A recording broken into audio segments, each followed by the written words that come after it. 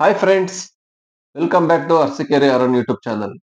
ಇವತ್ತು bike taxi ಬೆಸ್ಟಾ ಅಥವಾ ಆಟೋ ಕ್ಯಾಬ್ ಬೆಸ್ಟಾ, ಇದರಲ್ಲಿ ಯಾವ್ದು ಬೆಸ್ಟ್ ಅನ್ನೋದ್ರ ಬಗ್ಗೆ ಸಂಪೂರ್ಣವಾಗಿ ಈ ವಿಡಿಯೋದಲ್ಲಿ ತಿಳಿಸ್ಕೊಡ್ತೀನಿ. ಹಾಗೆ ಕೊನೆವರೆಗೂ ವಿಡಿಯೋನ ಎಲ್ಲೂ ಸ್ಕಿಪ್ ಮಾಡದೆ ಕಂಪ್ಲೀಟ್ ಆಗಿ ವಾಚ್ ಮಾಡಿ, ಅವಾಗ ಮಾತ್ರ ನಿಮ್ಗೆ ಅರ್ಥ ಆಗುತ್ತೆ ಏನ್ ಈ ವಿಡಿಯೋ ಮಾಡಿದೀವಿ ಅಂತ. ಹಾಗೆ ಇನ್ನು ಯಾರೆಲ್ಲ ನಮ್ಮ ಚಾನಲ್ ನ ಸಬ್ಸ್ಕ್ರೈಬ್ ಮಾಡ್ಕೊಂಡಿಲ್ಲ, ಫಸ್ಟ್ ಟೈಮ್ ಯಾರೆಲ್ಲ ನೋಡ್ತಾ ಇದೀರಾ ನಮ್ಮ ಚಾನಲ್ ನ, ಹಾಗೆ ದಯವಿಟ್ಟು ಸಬ್ಸ್ಕ್ರೈಬ್ ಮಾಡ್ಕೊಳ್ಳಿ. ಹಾಗೆ ಪಕ್ಕದಾಗಿರೋ ಬೆಲ್ ಐಕಾನ್ ನ ಕ್ಲಿಕ್ ಮಾಡಿ. ನಮ್ಮ ಎಲ್ಲ ವಿಡಿಯೋಗಳ ನೋಟಿಫಿಕೇಶನ್ ನಿಮ್ಮ ಮೊಬೈಲ್ ಅಲ್ಲಿ ಬರ್ತಾ ಇರುತ್ತೆ. ಎವ್ರಿ ಡೇ ವಿಡಿಯೋ ಕೂಡ ಅಪ್ಲೋಡ್ ಮಾಡ್ತಾ ಇರ್ತೀವಿ. ಹೀಗೆ ವಾಚ್ ಮಾಡ್ತಾ ಇರಿ, ಹೀಗೆ ಸಪೋರ್ಟ್ ಮಾಡ್ತಾ ಇರಿ ಅಂತ ಹೇಳ್ತಾ, ಬನ್ನಿ ಇನ್ಯಾಕ್ ತರ ಮಾಡೋಣ, ವಿಡಿಯೋ ಸ್ಟಾರ್ಟ್ ಮಾಡೋಣ. ಬೈಕ್ ಟ್ಯಾಕ್ಸಿ ಗೊತ್ತಿರ್ಬೇಕು, ಬೆಂಗಳೂರಲ್ಲೆಲ್ಲ ತುಂಬಾ ರನ್ ಆಗ್ತಾ ಇದೆ. ಇದಕ್ಕೆ ತುಂಬಾ ಜನ ವಿರೋಧ ಜಾಸ್ತಿನೇ ಇದೆ, ಆಟೋದವರಾಗಿರ್ಬೋದು, ಕ್ಯಾಬರ್ ಆಗಿರ್ಬೋದು. ಏನಕ್ಕೆ ವಿರೋಧ ಅಂದ್ರೆ ಅವ್ರು ಕೊಡೋದು ಮೇನ್ ರೀಸನ್ ಒಂದೇ, ಸರ್ ಬೈಕ್ ಟ್ಯಾಕ್ಸಿಲಿ ಸೇಫ್ಟಿ ಇಲ್ಲ. ಫಸ್ಟ್ ಆಫ್ ಆಲ್ ಇದರಲ್ಲಿ ಹೆಣ್ಮಕ್ಳಿಗೂ ಸೇಫ್ಟಿ ಇಲ್ಲ, ಬೈಕ್ ಟ್ಯಾಕ್ಸಿಲಿ ಓಡಾಡೋದೇ ಸೇಫ್ಟಿ ಇಲ್ಲ, ತುಂಬಾ ಆಕ್ಸಿಡೆಂಟ್ ಆಗ್ತವೆ. ಆಕ್ಸಿಡೆಂಟ್ ಆದ್ರೆ ಕೈ ಕಾಲು ಮುರಿದೋಗುತ್ತೆ, ಪ್ರಾಣನೇ ಹೋಗುತ್ತೆ, ತುಂಬಾ ಜನಕ್ಕೆ ಪ್ರಾಬ್ಲಮ್ ಆಗ್ತಾನೆ ಇರುತ್ತೆ ಪದೇ ಪದೇ.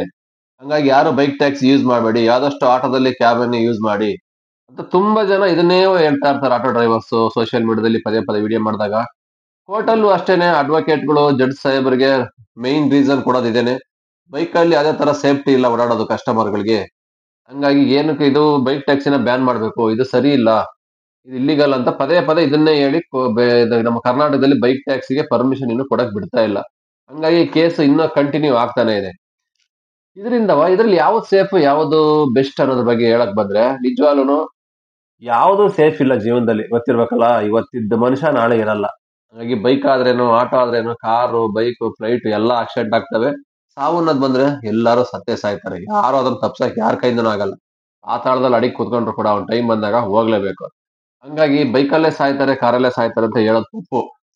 ಆಯ್ತಾ, ಗೊತ್ತಿರ್ಬೇಕು. ನಿನ್ನೆ ಮಾದೇಶ್ವರ, ಲಾಸ್ಟ್ ವೀಕ್ ಅಲ್ಲಿ ಮಾದೇಶ್ವರಂ ಬೆಟ್ಟಕ್ಕೆ ಹೋಗ್ತಾ ದಾರಿಲಿ ಒಂದು ಆಟೋ ಆಕ್ಸಿಡೆಂಟ್ ಆಗಿದೆ. ನೋಡಿರ್ತೀರ ಆಲ್ಮೋಸ್ಟ್ ಎಲ್ಲ ನೀವು ವಿಡಿಯೋ ಹಂಗೆ ಅಂತ. ಬಂದು ಯಾವ್ದೋ ಒಂದು ಅಪರಿಚಿತ ವಾಹನ ಬಂದು ಆಟೋ ಹೊಡೆದಿರೋ ಫೋರ್ಸ್ಗೆ ಆಟೋ 100 ಮೀಟರ್ ಹೋಗಿ ಬಿದ್ದಿದೆ ಇಲ್ಲಿಂದ. ಪೀಸ್ ಪೀಸ್ ಆಟೋದಲ್ಲಿ ಒಂದೊಂದು ಪಾರ್ಟ್ಸ್ ಒಂದೊಂದ್ ಕಡೆ ಹೋಗಿ ಬಿದ್ದಿದೆ. ಆ ಆಟೋದಲ್ಲಿ ಇರೋರು ಒಬ್ರು ಕೂಡ ಬದುಕಿದಾರೆ ಇಲ್ವ ಅಂತ ಹೇಳಕ್ಕಾಗಲ್ಲ. ಯಾಕೆಂದ್ರೆ ಅಷ್ಟು ಆಟೋ ಡ್ಯಾಮೇಜ್ ಆಗಿರೋದು ನೋಡ್ಬಿಟ್ರೆ ನಿಜವಾಗ್ಲೂ ಯಾರು ಉಳಿದಿಲ್ಲ, ಆ ಲೆವೆಲ್ ಆಕ್ಸಿಡೆಂಟ್ ಆಗಿದೆ. ಹಂಗಾರೆ ಇವಾಗ ಆಟೋದವರೆಲ್ಲ ಹೇಳ್ತಾ ಇದ್ರಲ್ಲ, ಇದಕ್ಕೆ ಏನಪ್ಪ ಹೇಳ್ತೀರಾ?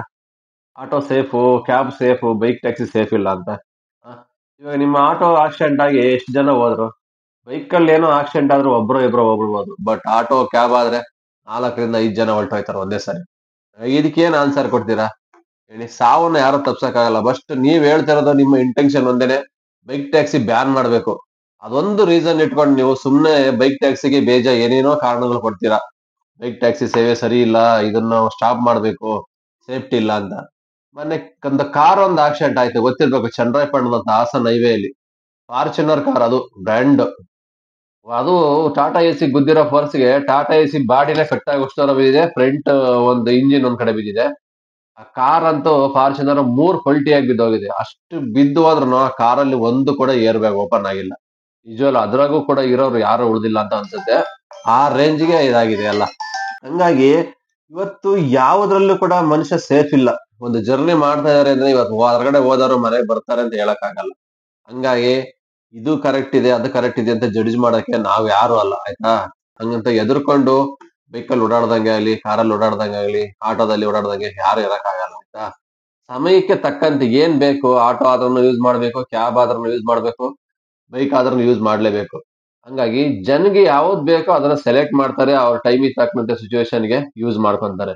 ಹಂಗಾಗಿ ಸುಮ್ನೆ ಅನ್ನೆಸೆಸರಿ ಬೈಕ್ ಟ್ಯಾಕ್ಸಿ ಸರಿ ಇಲ್ಲ, ಅದು ಪ್ರಾಬ್ಲಮ್ ಇದೆ ಅಂತ ಪದೇ ಪದೇ ಸುಮ್ನೆ ಯಾಕೆ ವಿಡಿಯೋಗಳು ಮಾಡಿ ಮಾಡಿ ಸೋಷಿಯಲ್ ಮೀಡಿಯಾದಲ್ಲಿ ಹಾಕ್ತಾರೆ. ಕೆಲವರು ಆಟೋ ಡ್ರೈವರ್ಸ್ ಗಳು, ಎಲ್ಲರೂ ಅಲ್ಲ, ಕೆಲವರು ಇದಾರೆ ಬೆಂಗಳೂರಲ್ಲಿ, ಬೇಕಂತಾನೆ ಸುಮ್ನೆ ಬೈಕ್ ಟ್ಯಾಕ್ಸರಿಗೆ ತೊಂದರೆ ಕೊಡೋದು, ಗಾಡಿ ಹಿಡ್ಕೊಂಡು ಅದನ್ನ ಯಾರೋ ಒಂದಿಬ್ರು ವಿಡಿಯೋ ಮಾಡೋದು, ಅದಕ್ಕೆ ಯಾವ್ದೋ ಒಂದ್ 2 ಲೋಕಲ್ ನ್ಯೂಸ್ ಚಾನಲ್ ಗಳಿದೆ ಅವ್ರಿಗೆ ಸಪೋರ್ಟ್ ಮಾಡಕ್ಕೆ, ಅವ್ರನ್ನ ಕರ್ಸೋದು. ಆ ಟೈಮಲ್ಲಿ ಮುಂಚೆನೆ ಎಲ್ಲ ಅಡ್ವಾನ್ಸ್ ರೆಡಿ ಮಾಡ್ಕೊಂಡಿರ್ತಾರ ಅವರು. ಆ ನ್ಯೂಸ್ ಚಾನಲ್ ನ ಇವ್ರನ್ನ ಒಂದ್ ಗ್ಯಾಂಗ್ ಎಲ್ಲ ರೆಡಿ ಮಾಡ್ಕೊಂಡು ಯಾವ್ದಾರ ಒಂದ್ ರಾಪಿಡೋ ಬುಕ್ಕಿಂಗ್ ನೋಡ್ತಾ ಅವರೇ ಬುಕ್ ಮಾಡೋದು. ಒಂದು ರೈಲ್ವೆ ಸ್ಟೇಷನ್ ಅಲ್ಲೋ, ಇಲ್ಲ ಒಂದ್ ಮೆಟ್ರೋ ಸ್ಟೇಷನ್ ಹತ್ರ, ಒಂದು ಬಸ್ ಸ್ಟ್ಯಾಂಡ್ ಅಲ್ಲಿ ಅವರೇ ಬುಕ್ ಮಾಡೋದು. ಬಂದ ತಕ್ಷಣ ಹಿಡ್ಕೊಂಡ್ಬಿಡೋದು, 10 ಜನ ಬಂದು ಗುಂಪಲ್ಲಿ ಅವ್ನ ಅಟ್ಯಾಕ್ ಮಾಡ್ಬಿಡೋದು.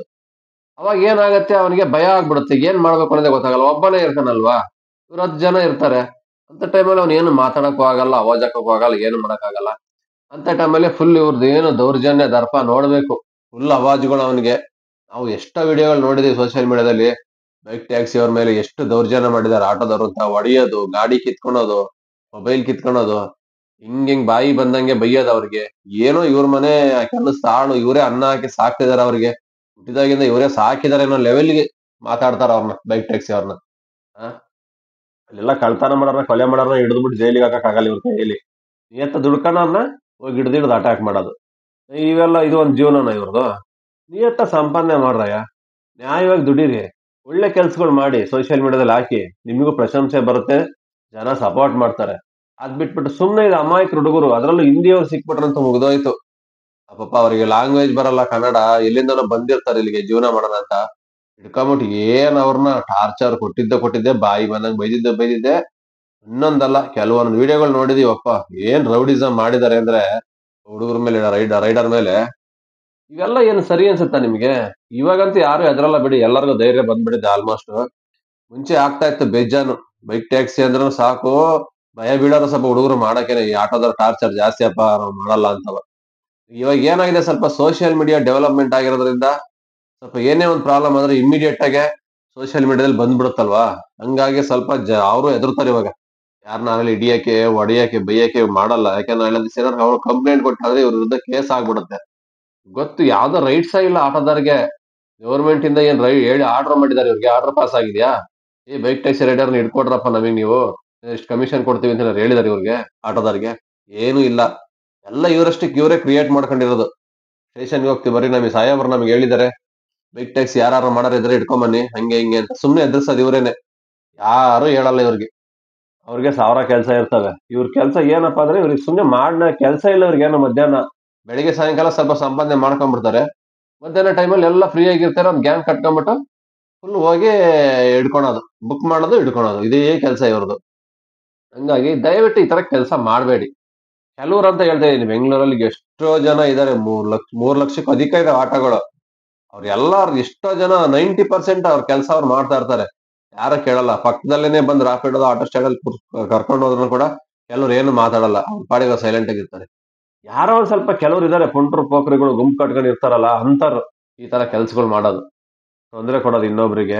ಅವರು ಸಂಪಾದನೆ ಮಾಡಲ್ಲ, ಕರ್ದ ಕಡೆ ಅವರು ಹೋಗಲ್ಲ, ಮೀಟರ್ ಹಾಕಲ್ಲ, ಮನಸ್ಸಿಗೆ ಬಂದಂಗ್ ಬಾಡಿಗೆ ಕೇಳ್ತಾರೆ, ಏನೋ ಟೈಮ್ ಪಾಸಿಗೆ ಮಾಡ್ತಾರೆ ಅಷ್ಟೇ. ಅವರೆಲ್ಲ ಆಟೋ ಇಟ್ಕೊಂಡಾಗ ನಮ್ದು ಒಂದು ಆಟ ಇದೆ, ನಮ್ದು ಒಂದು ಸಂಘ ಇದೆ, ನಾವು ಇದ್ರ ಅಧ್ಯಕ್ಷರು ಅಂತ ಹೆಸರಿಗೆ ಸುಮ್ನೆ ಒಂದು ಟೀಮ್ ಕಟ್ಕೊಂಡು ಕೆಲವೊಂದು ವಿಡಿಯೋಗಳು ಮಾಡ್ಕೊಂಡು ಸೋಷಿಯಲ್ ಮೀಡಿಯಾದಲ್ಲಿ ಹಾಕೊಂಡು ಸುಮ್ನೆ ಪಬ್ಲಿಸಿಟಿಗೆ ಮಾಡೋದಷ್ಟೇ ಅವರೆಲ್ಲರೂ.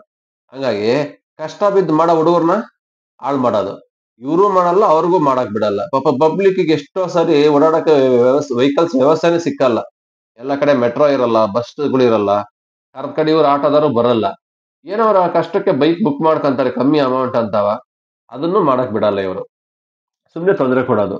ಹಂಗಾಗಿ ಯಾರು ಈ ತರ ತೊಂದರೆ ಕೊಡ್ತಾರೆ ಅವ್ರ ವಿರುದ್ಧವಾಗಿ ಧೈರ್ಯವಾಗಿ ಮಾತಾಡಿ. ನೀವು ಹೇಳಿದೀನಿ ನಾನು ಲಾಸ್ಟ್ ವಿಡಿಯೋಗಳು ಎಲ್ಲವ, ಇನ್ ಮುಂದೆ ಯಾರು ಆಟೋದ ತೊಂದರೆ ಕೊಡಂಗೂ ಇಲ್ಲ.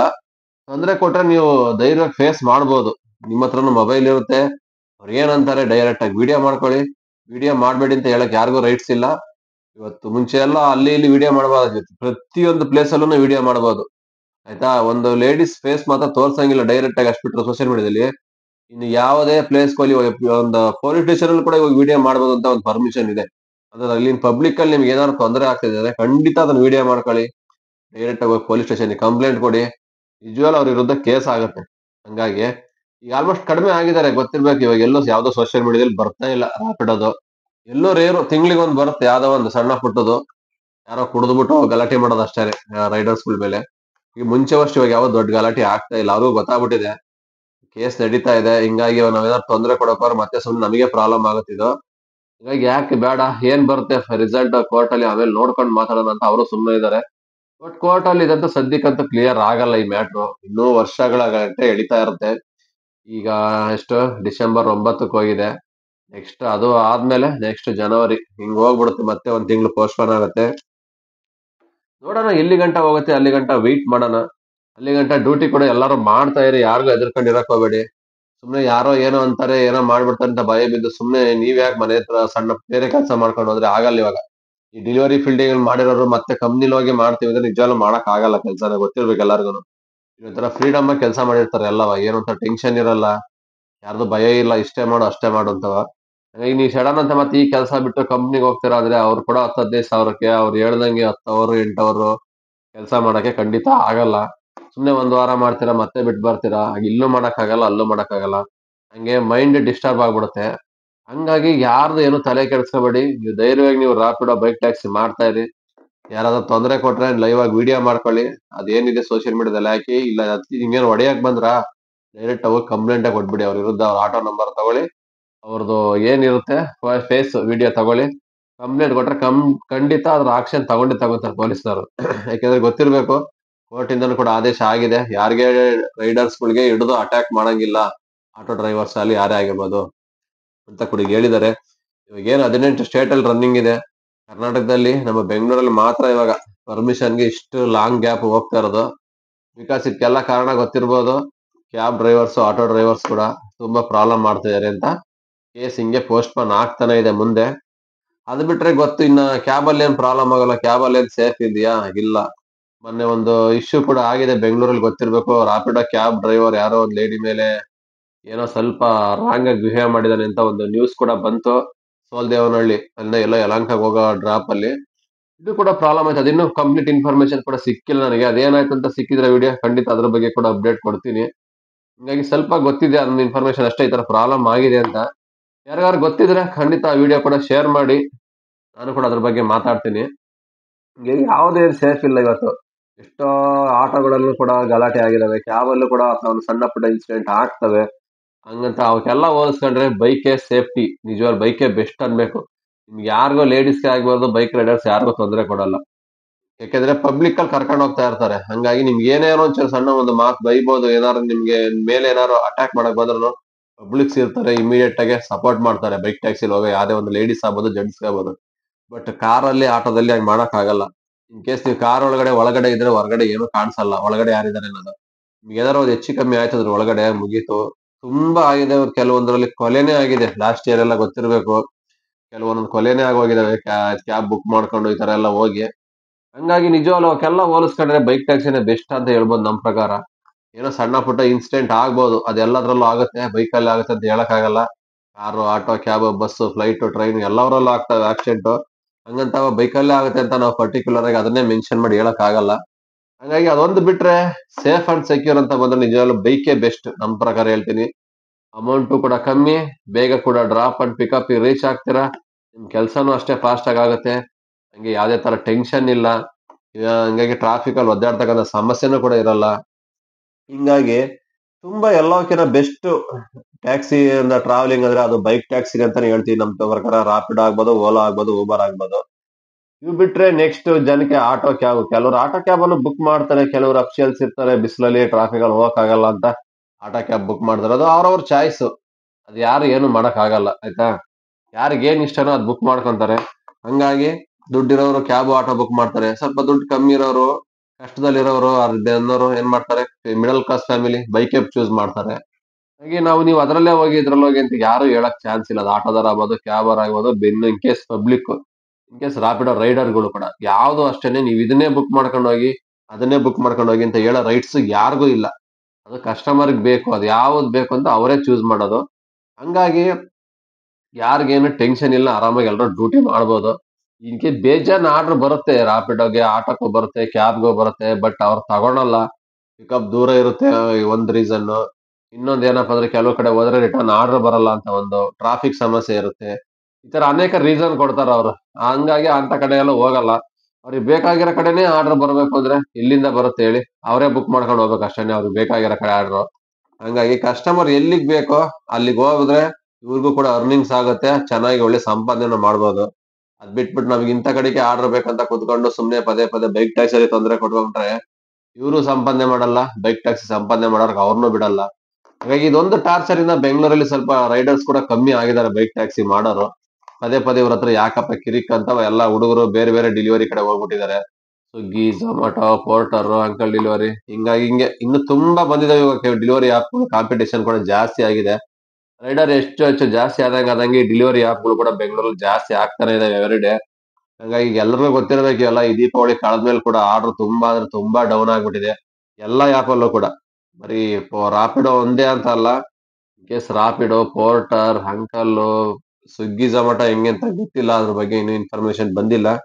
ನಮಗೆ ಗೊತ್ತಿರೋ ಪ್ರಕಾರ ಏನ್ ಕಮರ್ಷಿಯಲ್ ಮೆಟೀರಿಯಲ್ ಸಪ್ಲೈ ಮಾಡ್ತೀವಲ್ಲ, ಇವಕ್ಕೆಲ್ಲ ತುಂಬಾ 50% ಆರ್ಡರ್ ಕಮ್ಮಿ ಆಗಿಬಿಟ್ಟಿದೆ. ದೀಪಾವಳಿಗೆ ಮುಂಚೆ ಏನ್ ಆರ್ಡರ್ ಬರ್ತಾ ಇತ್ತು, ಈಗ ದೀಪಾವಳಿ ಆದ್ಮೇಲೆ 50% ಆರ್ಡರ್ ಕಮ್ಮಿ ಆಗಿದೆ. ಬಟ್ ಏನಕ್ಕೆ ಅಂತ ಗೊತ್ತಿಲ್ಲ, ಹಬ್ಬದ ಎಫೆಕ್ಟ್ ಇಲ್ಲ ಪ್ರೊಡಕ್ಷನ್ ಸ್ಟಾಪ್ ಆಗಿದೆ ಎಲ್ಲ ಕಡೆ, ಏನು ಅಂತ ಗೊತ್ತಿಲ್ಲ. ಎಲ್ಲ ಬಿಸ್ನೆಸ್ ಕೂಡ ತುಂಬಾ ಡೌನ್ ಆಗಿದೆ ಅಂತ ಯಾರು ಕಸ್ಟಮರ್ ಕೂಡ. ನೋಡೋಣ ಇದು ಹಿಂಗೆ ಇರುತ್ತಾ ಇಲ್ಲ ಡೆವಲಪ್ಮೆಂಟ್ ಆಗುತ್ತೆ ಹೇಳಕ್ಕಲ್ಲ, ಕಾಲಚಕ್ರ ಉರುಳ್ತಾನೆ ಇರುತ್ತೆ. ಇವತ್ತಿದ್ದಿದ್ ನಾಳೆ ಇರಲ್ಲ.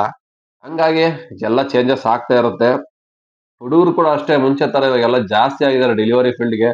ಗೊತ್ತಿರ್ಬೇಕು, ಕಂಪ್ನಿಲೆಲ್ಲ ಹೋಗಿ ಅವ್ರು ಕೂಡ 10-15 ಸಾವಿರಕ್ಕೆ ಸ್ಯಾಲರಿ ಕೆಲಸ ಮಾಡಕ್ ಆಗಲ್ಲ ಅನ್ನೋ ಒಂದು ರೀಸನ್, ಅಂಡ್ ಲೀವ್ ಕೊಡಲ್ಲ, ಒಂದು ಫ್ರೀಡಮ್ ಸಿಕ್ಕಲ್ಲ. ಈಗ ಅನೇಕ ರೀಸನ್ ಹೇಳ್ತಾ ಹೋದ್ರೆ ಕಂಪ್ನಿಗೂ ಡೆಲಿವರಿ ಫೀಲ್ಡ್ಗೂ ತುಂಬಾ ಡಿಫ್ರೆನ್ಸ್ ಇದೆ. ಅವೆಲ್ಲ ನಾನು ವಿಡಿಯೋ ಮಾಡಿ ಹಾಕಿದೀನಿ. ಹಾಗಾಗಿ ಇದು ಮೈನ್ ಈ ರೀಸನ್ ಇಂದ ಹುಡುಗರು ಆಲ್ಮೋಸ್ಟ್ ಜಾಸ್ತಿ ಡೆಲಿವರಿ ಫೀಲ್ಡ್ಗೆ ಬರ್ತಾರೆ. ಮತ್ತೆ ಸ್ಯಾಲರಿ ಅಷ್ಟೇ, ಮಂತ್ಲಿ ಸ್ಯಾಲರಿ ಕಾಯ್ಬೇಕು ಕಂಪ್ನಿಲಿ. ಇಲ್ಲಾಂದ್ರೆ delivery field immediate take to hand item ಕೊಡೋಟಿಗೆ ಸ್ಯಾಲರಿ ಕೈ ಬರ್ತಾ ಇರುತ್ತೆ ಅಮೌಂಟ್. ಇದೊಂದು ಮೈನ್ ರೀಸನ್. ಏನಾದ್ರು ನಿಮಗೆ ಪ್ರಾಬ್ಲಮ್ ಇದೆ, ಇವತ್ತು 2,000 ಬೇಕಾದ್ರೆ ನೀವು ಸಂಪಾದನೆ ಮಾಡ್ಕೊಂಡ್ ಬರ್ಬೋದು ಇವತ್ತೇನೆ. ಹಂಗಾಗಿ ಡೆಲಿವರಿ ಫೀಲ್ಡ್ ಎಲ್ಲರೂ ಜಾಸ್ತಿ ಚೂಸ್ ಮಾಡ್ತಾರೆ ಹುಡುಗರು. ಇದೊಂದು ಪ್ಲಸ್ ಪಾಯಿಂಟ್. ಓಕೆ ಫ್ರೆಂಡ್ಸ್, ಇವತ್ತು ನಮ್ಗೆ ಅನ್ಸಿದ್ದು ಹೇಳ್ದು, ಬೈಕ್ ಟ್ಯಾಕ್ಸಿ, ಕ್ಯಾಬ್, ಆಟೋ ಯಾವ್ದು ಬೆಸ್ಟ್ ಅಂದ್ರೆ ಎಲ್ಲವೂ ಬೆಸ್ಟೇ. ಬಟ್ ಸೇಫ್ ಅಂಡ್ ಸೆಕ್ಯೂರ್ ಅಂತ ಬಂದ್ರೆ ನಮ್ಮ ಪ್ರಕಾರ ಬೈಕ್ ಟ್ಯಾಕ್ಸಿನೇ ಸೇಫ್ ಎಲ್ಲದಕ್ಕೂ ಅಷ್ಟೇನೆ. ಅದ್ ಬಿಟ್ರೆ ನಮಗೆ ಆಟೋನು ಸೇಫ್ ಇದೆ, ಇಲ್ಲ ಅಂತ ಹೇಳ್ತಾರೆ. ಬಿಸಿಲು ಮಳೆ ಗಾಳಿಗೆ ಇಂಥವಕ್ಕೆಲ್ಲ auto cab best. But traffic ಅಲ್ಲೆಲ್ಲ ಜಲ್ದಿ ಬೇಗ ಹೋಗ್ಬೇಕು ಡ್ಯೂಟಿಗೆ ಅಂದ್ರೆ ಬೈಕ್ ಟ್ಯಾಕ್ಸಿನೇ ಬೆಸ್ಟ್. ಮತ್ತೆ ನಿಮ್ಗೆ ಏನು ತೊಂದರೆ ಆಗ್ಬಾರ್ದು ಅಂದ್ರೂ ಸ್ವಲ್ಪ ಬೈಕ್ ಟ್ಯಾಕ್ಸಿಲೇ ಬೆಸ್ಟ್ ಅಂತ ಹೇಳ್ಬೋದು. ಆಕ್ಸಿಡೆಂಟ್ ಅಂತ ಬಂದ್ರೆ ಅವೆಲ್ಲ ಸಣ್ಣ ಪುಟ್ಟ ಆಕ್ಸಿಡೆಂಟ್ ಆದಾಗ ಯಾರಿಗೂ ಏನಾಗಲ್ಲ. ದೊಡ್ಡ ದೊಡ್ಡ ಆಕ್ಸಿಡೆಂಟ್ ಆದ್ರೆ ಖಂಡಿತವಾಗಿ ಯಾವ್ದ್ರಲ್ಲೂ ಯಾರು ಉಳ್ಕೊಳಲ್ಲ, ಎಲ್ಲಾರು ಹೊರಟೋಗ್ತಾರೆ ಅಂತ ಹೇಳಕ್ಕೆ ಇಷ್ಟಪಡ್ತೀವಿ ಅಷ್ಟೇನೆ. ಓಕೆ, ಈ ವಿಡಿಯೋ ಇಷ್ಟ ಆದ್ರೆ ಲೈಕ್ ಮಾಡಿ, ಶೇರ್ ಮಾಡಿ, ನಿಮ್ಮ ಅನಿಸಿಕೆಗಳನ್ನ ಕಮೆಂಟ್ ಬಾಕ್ಸ್ ಅಲ್ಲಿ ತಿಳಿಸಿ. ಮತ್ತೆ ಸಿಗೋಣ ಮುಂದಿನ ವಿಡಿಯೋದಲ್ಲಿ. ಅಲ್ಲಿವರೆಗೂ take care, bye bye, have a nice day. ಜೈ ಹಿಂದ್, ಜೈ ಕರ್ನಾಟಕ. ಮತ್ತೆ